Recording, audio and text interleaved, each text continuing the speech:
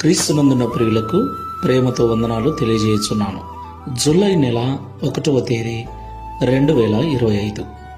ఈరోజు దేవుడు మనకు చేస్తున్న వాగ్దానం ఏమిటనగా, కీర్తనల గ్రంథము 30వ కీర్తన 5వ చరణం.